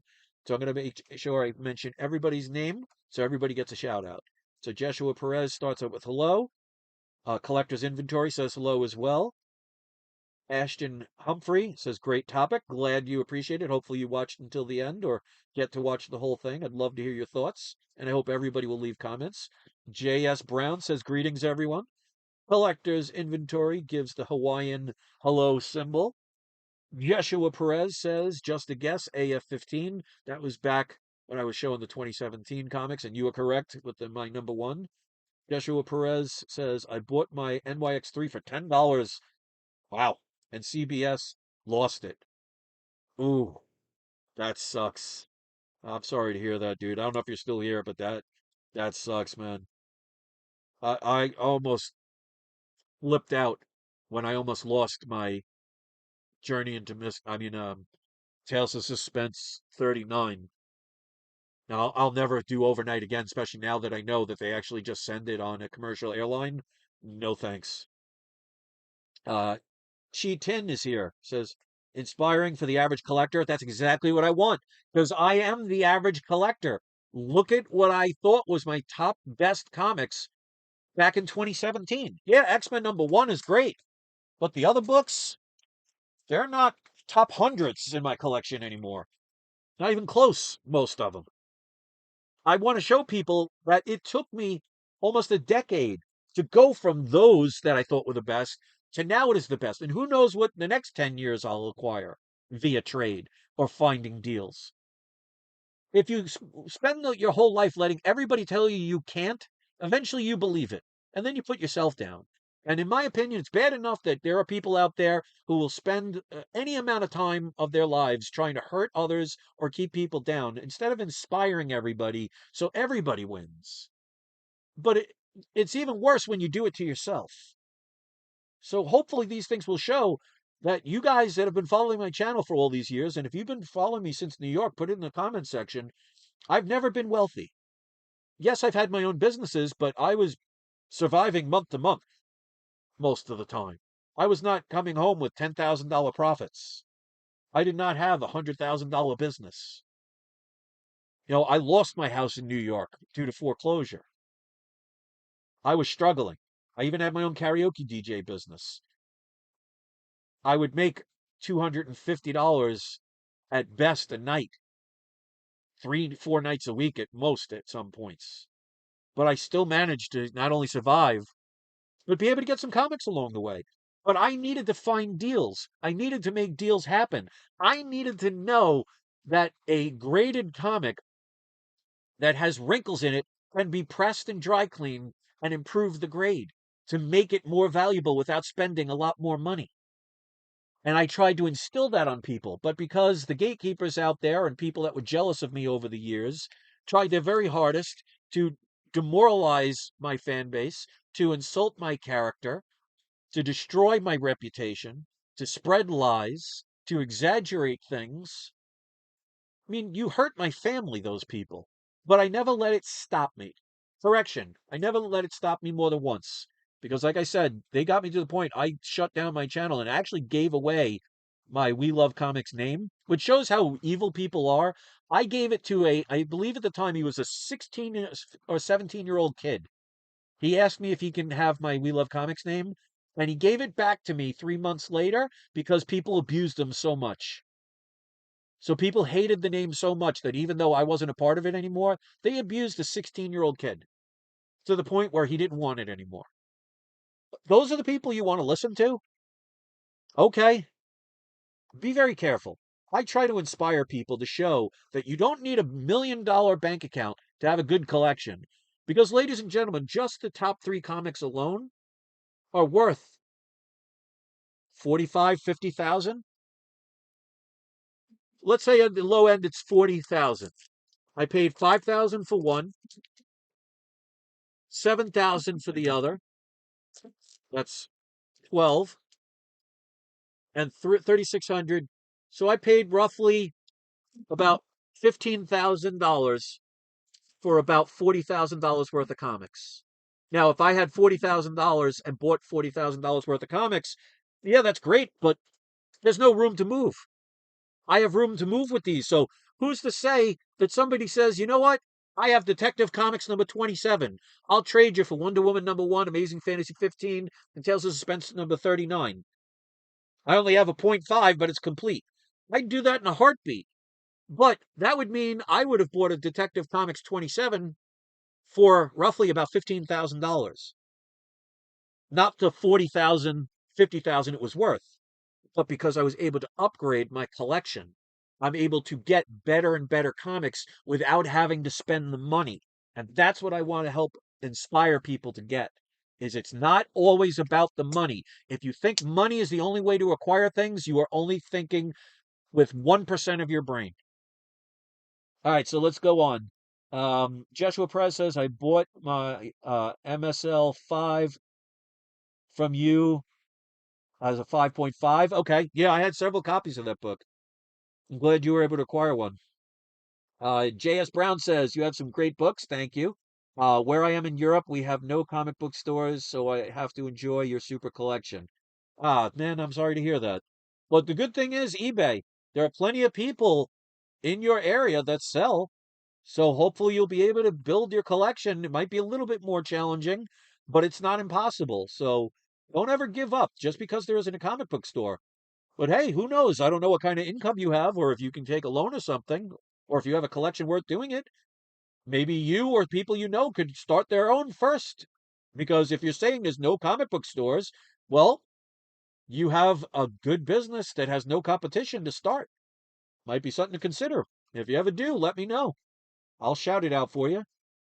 Chi 10 says, I'll check back in another 9 years and see where you are. Detective 27, maybe. And I would be happy with a coverless issue of that book. Even Batman number 1. But my point is, I will never pay the full price for that book, even if I had it. If I can't find a deal, I wait or I don't own it. And that's what I want to teach people. Just because you want a book, and like I've said, if you've been watching my channel for a while, and people that have can attest to this, I've been saying for over 10 years now, I will one day get an Amazing Fantasy 15. But I didn't pay full price. I had opportunities. At one point, I was able to have, I think I had like $6,000, $7,000 after my business actually went well right around Christmas time one year. And I almost could have bought a restored 0.5 of Amazing Fantasy 15. And I passed on it because that's exactly what that book was worth at the time.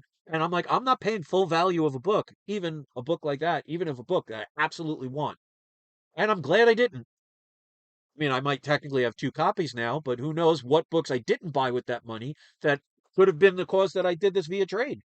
You don't know until something happens. J.S. Brown says, I watched and enjoyed the whole thing. Thank you. I really appreciate that. I'm sure you're one of very few people that did that, and I really appreciate that. Great Loner, love the name, says, how do you feel about facsimile comics? Worth buying just to have a physical copy? Well, if you watch this video, you know there are two books in this actual top 30 that have facsimile covers. Um, I have no problem with that at all. I mean, if that's all you can afford, this is why I came up with the phrase, low grade is better than no grade. I have several coverless copies of books. If that's all I can afford, at least you still own it. Like if you have a coverless book of Batman #1, well, you guess what? You have the first appearance of the Joker. It just doesn't have a cover. Some people have to have 9.8s. Like I really can't stand, and that's just a personal thing. I mean, to each their own. I'm not going to stop somebody or insult anybody, but to me, it just grinds my grills when somebody gets a 9.6 when they're like, "Oh, how is this not a 9.8?" Well, if you think it's a 9.8, then you get a grading company and you start grading comics. You can't just look at the front and back of a cover and say, "Oh, this is a 9.8 all day." Well, then I guess you should be grading books. Those people annoy me. To each their own. There's nothing wrong with it. It's just my opinion. It's nails on a chalkboard to me. But me personally, as long as I own the book, like I said, my first Amazing Spider-Man #1 is a coverless copy, incomplete, and I love it. I still have it. I bought that back in 2019, 2018. Paid under $500 for that book. I had a facsimile cover Fantastic Four #1. That was one of the books that was traded. Loved that book. CGC .5. So select what you love. The problem is when you have people in the community that are what most people call gatekeepers, they're the ones that make you feel bad if you collect a certain book or collect a certain way or do a certain thing or like a certain character. I mean, who the hell are these people? What kind of free time do you have if you have to spend your time telling somebody else what they're doing is wrong because your way is different? I mean, the ego that these people must have is beyond ridiculous. So if you can only afford a coverless copy and you put a facsimile cover, do it. Because I wouldn't have owned my Amazing Spider-Man #1 if I didn't have a coverless copy. I do now have a .5 copy. And my Showcase #4 has a missing front cover with a facsimile cover. So I have two examples just in my top 30 of this year where they're facsimile covers, and I have no problem with it. Other people might, and that's perfectly fine. What I love about people who don't like the things that you might love is that's less people competing for the thing that you want to get. So be very grateful there are people out there that tell you, oh, I would never buy that. I would never get that. I would never collect that. Well, good. That means you don't have to overspend for it because if everybody wanted it, then you'd have to try and outbid all those other people that wanted it. So thank God and baby Jesus and Krishna and Buddha and Cabbage Patch Kids, thank whoever you worship, that there are many people out there that only will buy 9.8s or only will buy white pages or only will buy the best of the best. Good, let them have it. Let them spend $10,000 on a $10,000 book. Let them spend $100,000 on a $100,000 book. They have no room to grow. Me, I want to buy a $100,000 book for 50,000, 40,000. I want to trade $25,000 worth of books to get a $100,000 book. Not because they're worth that, it's because that's what I paid for them. But to each their own. Select what you love. Who gives a rat's behind what anybody else says? Because if anything, there's nothing more than an opinion. And if you're going to let the opinion of total strangers dictate how you have a collection, then you have an insecurity that I recommend. And I'm not saying you specifically, I'm saying to anybody. You have an insecurity that needs to be addressed. I don't give a rat's behind if anybody likes what I have, thinks it's garbage, laughed at my comics, my collection, laughed at my coverless issues, laughed because I've had people do it. Didn't stop me because I don't care. They did it to me once in 2017. I let them get me, but then I realized they didn't get me. I let them get me, and that'll never happen again. So let's see. Joshua Perez says, never pay me the insurance. Yeah, insurance is expensive, especially a high grade book. And remember, my Amazing Fantasy 15, I didn't send it anything other than priority mail. I didn't insure that book or anything. Came back, no problem. I wasn't worried one bit. I knew it was going to get there. I knew it was going to come back. And ironically, what happened with the Tales of Suspense is I was so worried about that book and I spent the money to get it, sent overnight. That was the one time a book almost disappeared. Let's see. Joshua Perez says, just got some credit. Well, make sure if you get credit, make sure it's credit that you can afford to be able to pay back. So be very careful. Don't put yourself in debt if you can't afford it. Pete still is here, says just made it. Yeah, right at the end. But totally, hopefully you'll be able to watch it from beginning to end if you have a lot of free time. Pete Steele says totally agree. Plus low grade is less expensive. Absolutely. You have, especially if you're going to sell a book. Let's put it this way. Lots of people want Batman #1, first appearance of the Joker. A lot more people could afford a zero point 0.5 of that book as opposed to somebody who owns an 8.0 of that book. Very few people will be able to afford that 8.0. A lot more people would be able to afford a zero point 0.5, but then again, that's still out of most people's price range. But let's say, like, for example, Daredevil #1. A Daredevil #1 at a 9.8, you're talking, what, 300, 400, 500,000? A zero point 0.5 of that book, you could pick up for under $700. So whether it's a 9.8 or a zero point 0.5, you own the first appearance of Daredevil. And it's exactly why I came up with the phrase low grade is better than no grade. Of course, I'll never get credit for it, and the people that use it all the time make it out like they invented it, which is fine. Let people think what they want. People always forget the people that invent stuff. It's the popular people that take it over that get all the credit. So fine, let them think they have that. But the reason I came up with that is whether you have a zero point 0.5, whether you have a coverless copy, whether you have an incomplete, whether you have a restored copy, you own it. So my Amazing Fantasy 15 is a restored copy, but it is the first appearance of Spider-Man, and I own it. So I don't care that it's restored. Would I love a blue label? Sure, who wouldn't? But could I afford a blue label? Not with my bank account. Could I maybe trade books to get one? Probably. Will that situation ever arise? Who knows? So until that happens, or if that ever happens, I still can say that I own the first appearance of Amazing Spider-Man. Some people can't own a restored comic. Some people can't own a qualified comic. I mean, look, for example, Hulk 181. If you really think about it, a lot of copies out there that have the green qualified label are for one little thing, one inch by 1 inch little quote unquote stamp that was cut out of the book. If you have the book graded and slabbed, you will never see that missing piece. The 1 inch by 1 inch little cutout. And that could take hundreds of dollars off of that book. So if you couldn't afford a complete blue label of that book, but you can afford a green label that's only just missing that 1 inch by 1 inch little square on one page that is graded that you'll never see, and you could save six, $700, $800 on a book, get it. Because you never know if you'll ever be able to get the full version. Some people may wait the rest of their lives on saying, well, I can't have an unrestored book, so I'm not buying it or getting it until I can afford or get a full copy. And they end up spending their whole lives regretting it because they never got it. So, if anything, think of it as a stepping stone, like my Amazing Spider-Man #1. I now own 2 copies of that book. The first one I had was coverless, front and back, incomplete, and missing staples.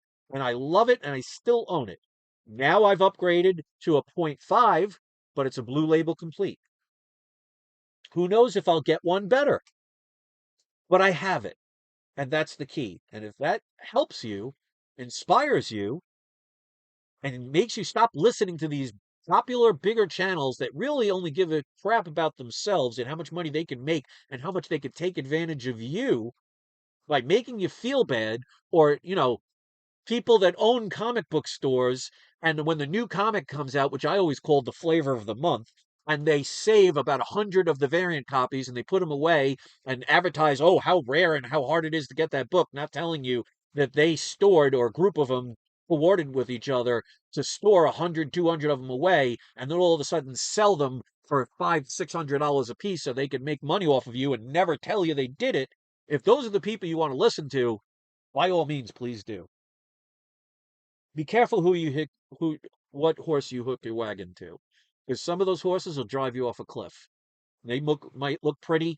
They might have been the horse that everybody recommended. It may be the most popular horse, but if it doesn't know how to steer your cart and it steers you over the edge, you go down with it. So let's see. Great Lona says, I totally agree. I'm glad you agree. I appreciate that. Um, G.S. Brown says, thanks for the words of encouragement. My pleasure. That is what my channel's all about. And that's why most of the bigger channels hate me. Yeah, I ramble on. Yeah, I talk about things that most don't, but I don't hold back my secrets. I don't make you pay for them. I offer plans that, like for my auctions, that no one else does. I come up with ideas that help you acquire comics. I give away my secrets for free. And a lot of channels hate that, and they try and silence people like me because they don't want you to be independent. Just like governments throughout the world, they don't want free thinkers. They don't want people that think for themselves and can do things for themselves. They want you to be a nice little dog on their leash that they could pull on at any moment and give you a little treat and pat you on the back when you've been a good little doggy and sat when they told you to sit. I'm not that type of person. And a lot of people will hate you for being a free thinker and thinking differently. And it even comes with collecting something like comics. The reason my channel got so successful in the beginning is because I originally thought my channel's not going to be nothing. I just love comic books. I wanted to share my collection. I just didn't even have the picture of myself, because that's why I called it We Love Comics. Because I didn't even, for the first year or two of my channel, I never even showed my face. I just showed the comics. And I was like, I'm not doing anything different than anybody else. But I got my first 1,000 subscribers within the first month. My live shows used to have 2 to 3,000 people during a live show. I had regular series programs that I used to do, and I took it really seriously. But then jealous people destroyed my reputation. And a big channel that I won't mention their name, but to this day, destroyed my integrity and my name by making a lie that I even debunked by having the owner of PGX come on a live video, which is still on this channel, telling everyone that I never got paid. I do not have a contract signed, never have, never will. And people believe this not nice person who has an extremely popular YouTube channel, who owns his own comic book store. You could probably know who it is, but I'm not going to say. You could be wrong. I'm not going to correct you if you are. But destroyed my reputation by telling everybody that I was secretly getting paid by PGX with no proof, no evidence, and destroyed my channel. And the people believed him. That hurt. That hurt my family too, because I had so many plans when my pop channel was getting as popular as it was, and I was starting to earn actually some ad revenue. I was actually going to start giving away some very expensive comics. At one point, my goal was, if I got to 100,000 subscribers, I was going to give away a Hulk 181. Well, guess what? Never got to that point. So I never got the chance to be able to give one away. So you could thank these bigger channels for destroying my reputation, for me not being able to give back to the community who gave to me, because I'm old school. I appreciate when people help me. That's why, like, for example, with Gary with the trade, I will forever be grateful. And anytime anybody recommends somebody that sells comics, I'll automatically pick him first. I'm very appreciative of the people that join my Patreon, even if it's for $2, because that's $2 for a can of cat food that helps a cat stay full. So if you want to listen to these bigger channels that mislead you, lie to you, keep you at bay, make fun of you if you collect differently, tell you you're wrong, okay, go ahead. but it ain't going to help you improve your collection. And you'll have the same collection for the past 10 years because you didn't think you could be worthy of something that was beyond your pay grade. Don't ever do that to yourself. All right, and last but not least, Pete Steele says, I want to thank you for payment plans. You're definitely a man of your word. Can't wait for the first Scarlet Witch 1.8 to come in. Yes, Pete is one of the people that bought my X-Men #4. I just mailed it out the other day, and he should be getting it in the next day or so. Do payment plans. I actually was the first person to ever do a comic book auction on YouTube. And there are people that can verify that because I actually didn't sell stuff on my own auctions. I used to let other YouTubers come onto my channel, didn't charge them a commission, didn't charge them a fee, would tell people to subscribe to their channels. Do you know how many big channels out there today are because I recommended their channel? People who now hate me, that will never ever talk about my channel, will never admit I'm the reason that they made a video in the first place, and they just walked away and disappeared. I mean, I don't need gratitude. I don't need taps on the back. But I've done a lot to help this community by getting people to be inspired instead of discouraged. Because let's put it this way. If a new person, let's say a person turned 15, they got their first job, got their first paycheck, and really wanted to start getting into comics because they like the Marvel movies and the DC movies out there. And they decided, you know what? Let me look on YouTube. Let me look at people that are promoting comic books on YouTube. Just imagine a new person that might be interested in comics that goes to some of these bigger channels where they're insulting people and they're getting into fights and they're cursing up a storm and they're telling you how bad it is and how hard it is and how difficult it is and how challenging it is. Do you think that's going to inspire somebody to say that's new, that says, you know what? After watching those videos, I really want to get into comics? No, that's going to push people away. But what about somebody that's new that sees a channel, and it's not just mine, because there are plenty of people out there that are inspirational or at least positive, and they talk about how good it is to read the books. And they share their stories and they share their tales of their first comic book and why they bought it, why it brought them excitement. And they show covers that they love the artwork and they proudly display it on the wall. And they tell people the deal they got on a book that they never thought they would be able to acquire. And that person watches that video for the first time. What do you think that's going to do to that person? Probably make them want to buy comics instead of run away.